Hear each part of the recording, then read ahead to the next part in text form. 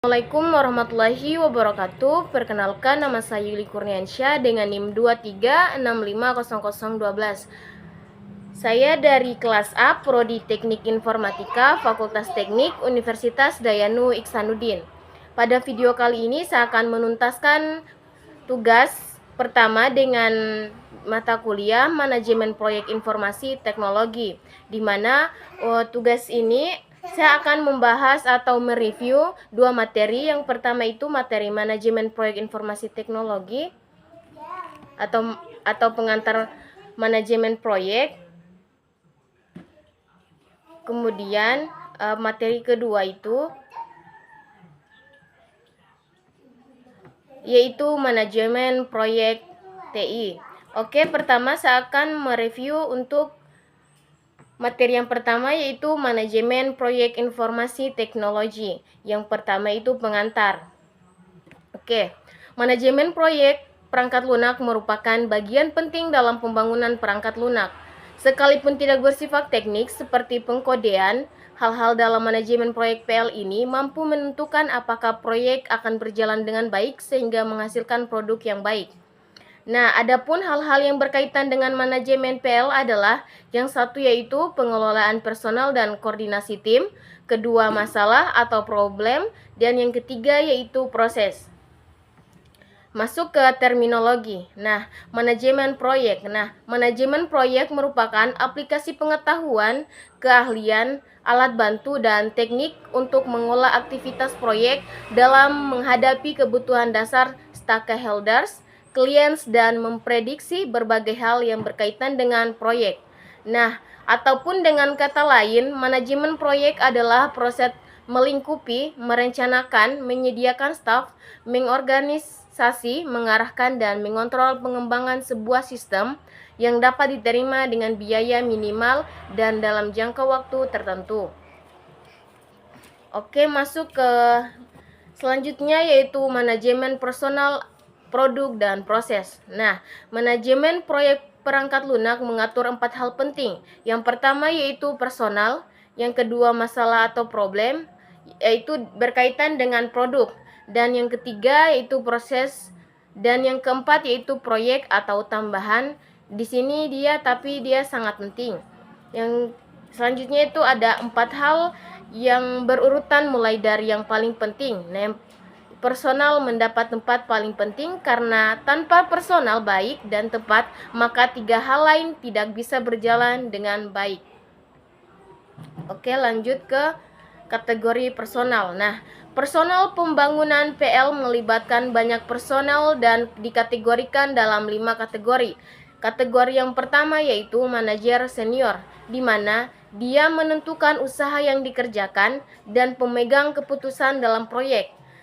Kategori yang kedua yaitu manajemen proyek atau teknis, di mana dia sebagai pemimpin tim yang membuat rencana, memotivasi, mengatur, dan mengendalikan praktisi yang mengerjakan PL. Yang ketiga yaitu praktisi, di mana praktisi yaitu yang mengerjakan PL tersebut. Dan yang keempat yaitu klien, di mana klien ini dia menentukan kebutuhan PL dan pihak lain yang berkaitan dengan hasil produk. Dan kategori personal yang kelima yaitu pengguna PL, di mana pengguna PL ini yang berinteraksi langsung dengan PL yang dibangun. Oke, lanjut ke pemimpin tim, di mana pemimpin tim PL di sini adalah manajer proyek.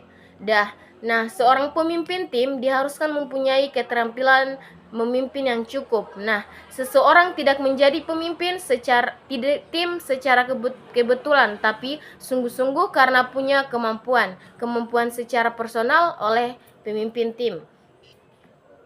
Oke, lanjut ke kemampuan yang harus dimiliki pemimpin tim.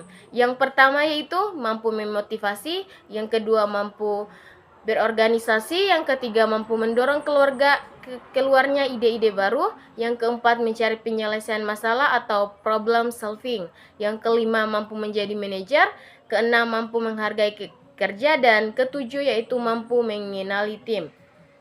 Nah, manajemen proyek ini adalah individu yang menjaga dan mengatur jalannya manajemen proyek dan semua sumber dayanya termasuk biaya, staf, waktu, dan kualitas, serta lain-lain.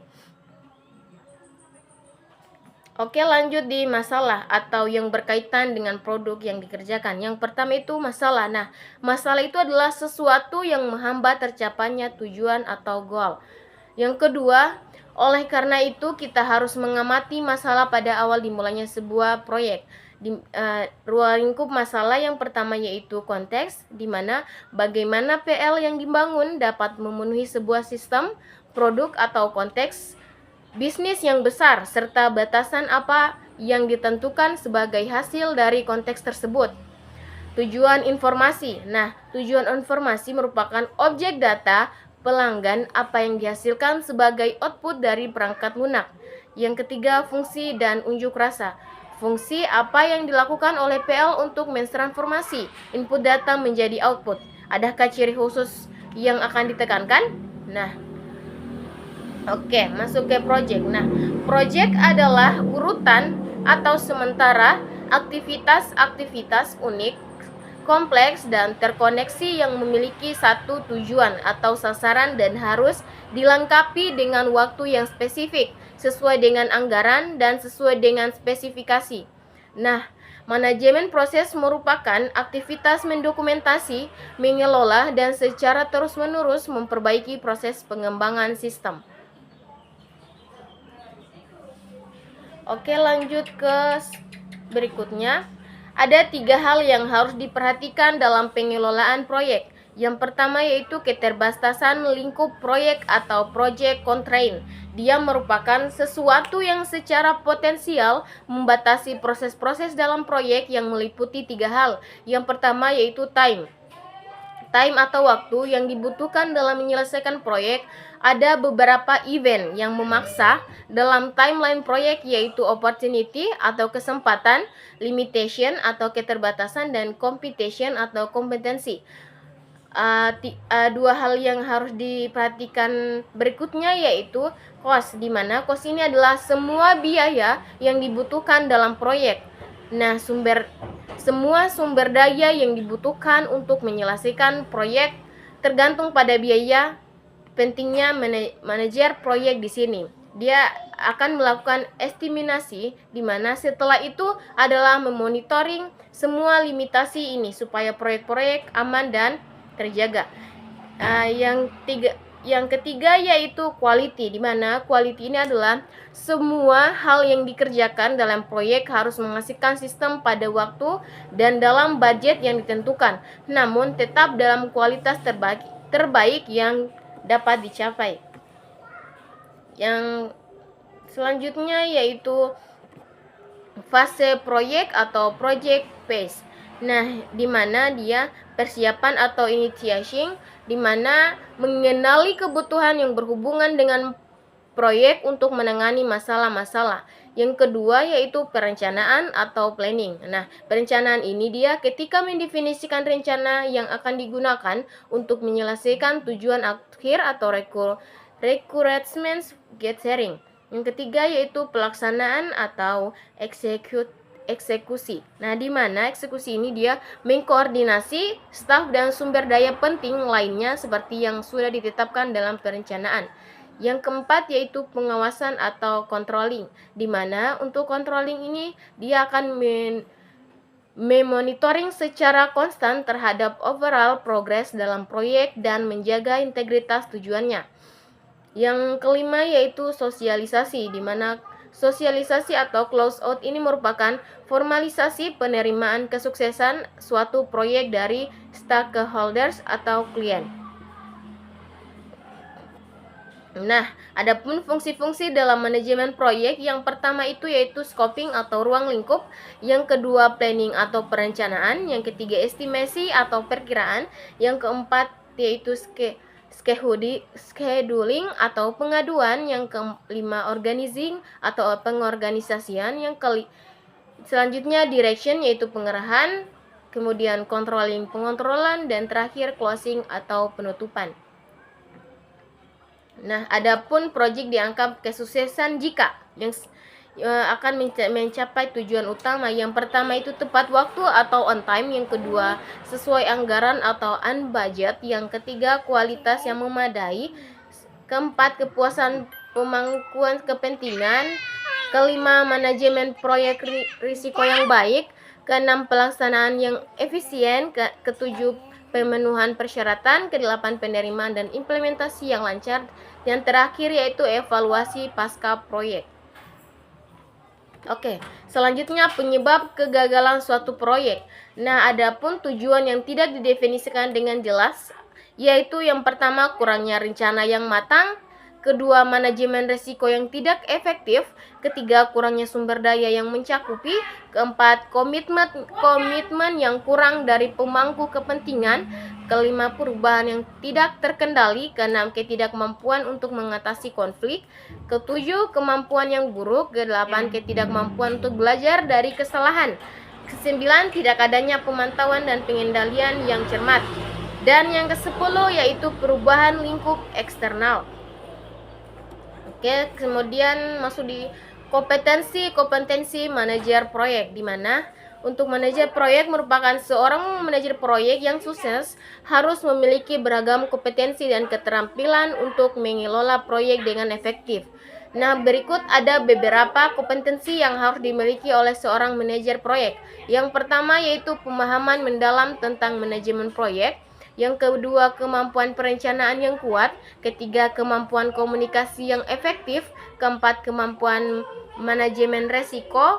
Kelima, kemampuan manajemen sumber daya. Keenam, kemampuan pemecahan masalah. Ketujuh, kemampuan pengambilan keputusan. Kedelapan, pemahaman teknologi dan industri. Kesembilan, kemampuan manajemen waktu.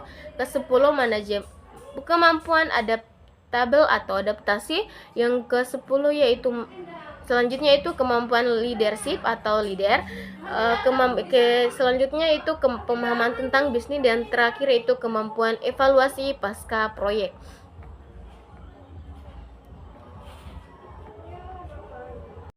Oke, mungkin untuk pembahasan materi pertama cukup. Selanjutnya kita masuk untuk pembahasan review tentang materi yang kedua. Oke, kita masuk untuk materi yang kedua, yaitu manajemen proyek TI. Oke. Fase definisi, di mana tujuan yaitu untuk memahami dengan baik masalah-masalah yang dihadapi oleh user dalam memperkirakan biaya, waktu, dan penyelesaian suatu proyek.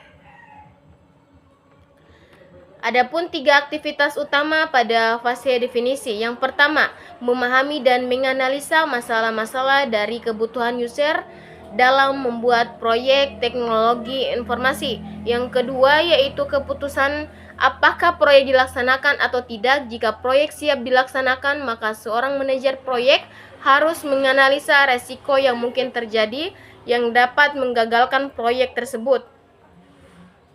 Yang ketiga yaitu pembuatan proposal berupa perkiraan dalam hal rancangan, biaya, serta waktu penyelesaian suatu proyek.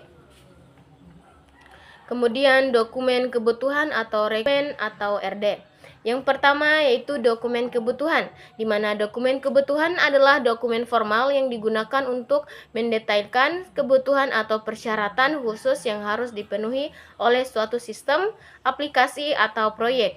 Yang kedua, di mana dokumen ini umumnya mencakup kebutuhan fungsional, kebutuhan non-fungsional, batasan sistem, serta kriteria validasi dan verifikasi, di mana tujuannya adalah untuk memastikan bahwa semua pihak yang terlibat dalam pengembangan proyek memiliki pemahaman yang sama tentang apa yang diharapkan dari sistem atau aplikasi yang akan dikembangkan.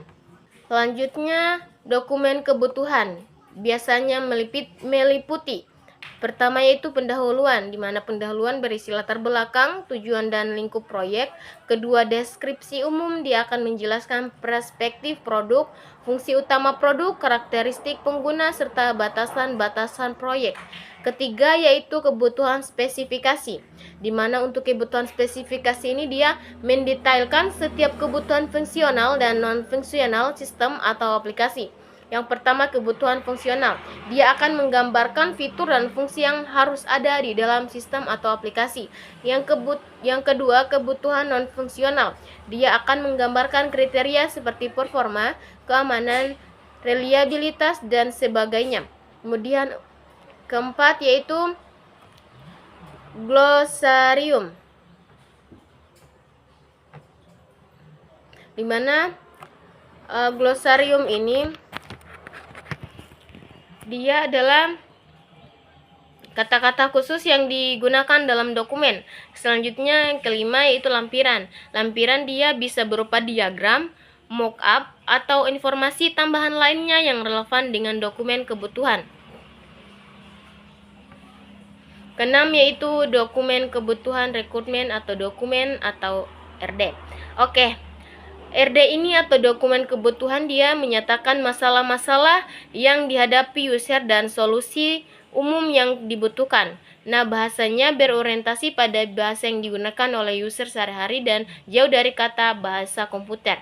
Nah, kadangkala dokumen RD ini digunakan sebagai permohonan untuk sebuah proposal ketika user menawarkan proyeknya kepada kontraktor luar.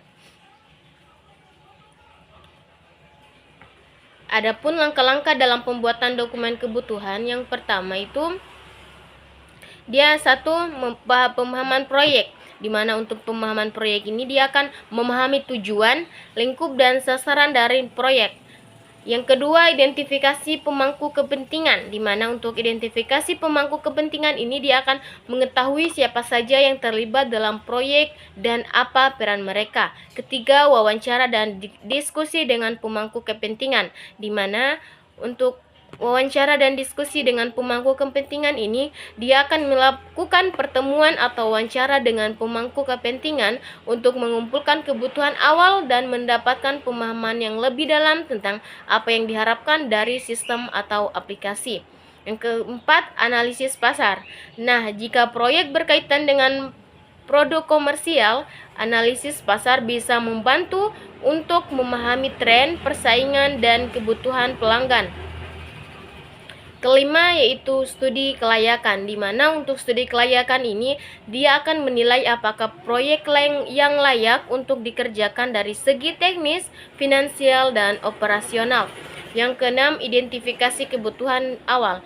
Dia akan mengumpulkan daftar kebutuhan awal yang mungkin akan masuk ke dalam RD nantinya. Selanjutnya atau ketujuh yaitu penyusunan kerangka kerja RD, di mana dia akan membuat outline atau kerangka dasar dari RD yang akan dibuat. Kedelapan, evaluasi teknologi yang diperlukan.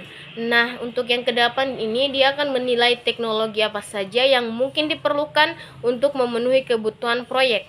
Yang kesembilan, pembuatan prototipe awal, di mana untuk pembuatan prototipe awal ini, jika memungkinkan membuat prototipe sederhana dari sistem atau aplikasi untuk mendapatkan feedback awal dari pemangku kepentingan. Yang terakhir atau langkah terakhir yaitu penyusunan jadwal dan rencana kerja.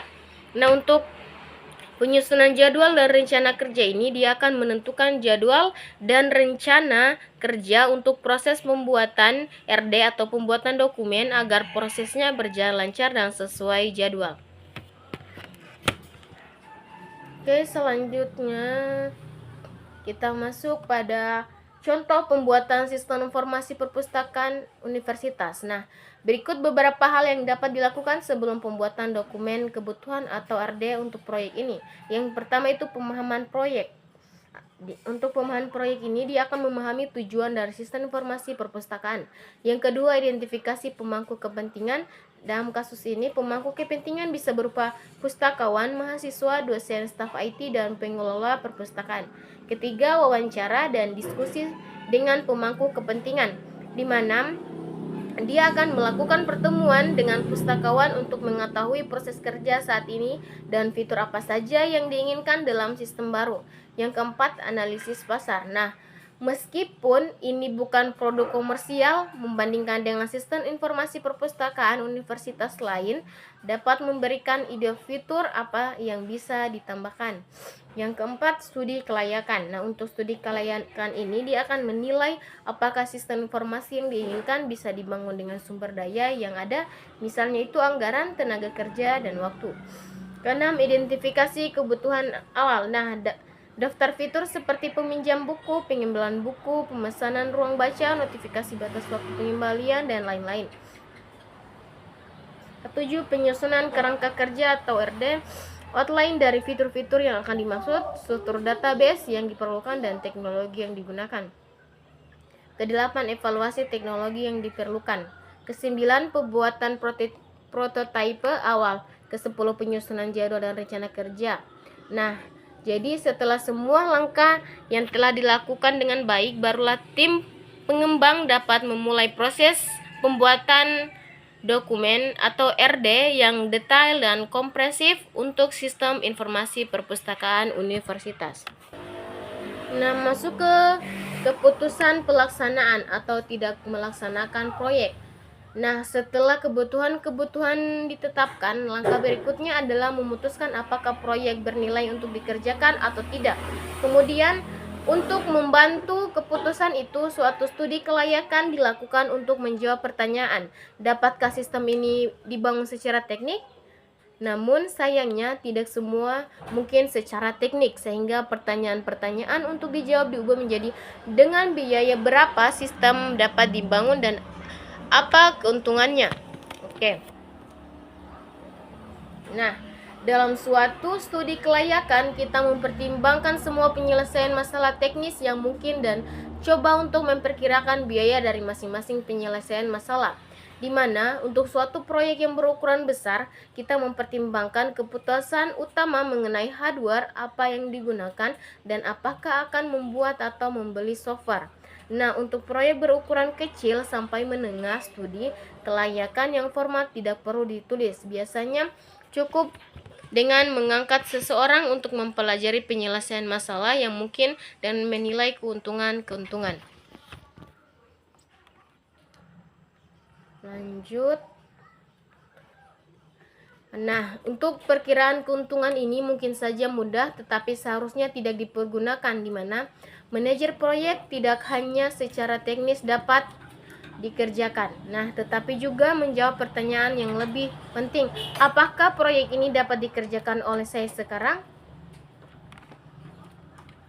Nah, manajemen proyek harus bertanya pada diri sendiri apakah proyek yang ada memiliki peluang untuk sukses atau proyek tersebut akan mengalami kegagalan yang disebabkan oleh keterbatasannya sumber-sumber pengetahuan atau resiko di luar kekuasaannya. Nah, tidak terkira proyek-proyek telah gagal secara keseluruhan maupun sebagian karena orang mengabaikan tanda-tanda penting dan nyata yang menunjukkan kegagalan, di mana setiap rencana dipengaruhi oleh resiko. Oke, mungkin itu saja mengenai review 2 materi mengenai manajemen proyek teknologi informasi. Mungkin ada salah kata, mohon dimaafkan. Saya akhiri video tugas ini dengan ucapan wabillahi taufiq wal hidayah. Wassalamualaikum warahmatullahi wabarakatuh.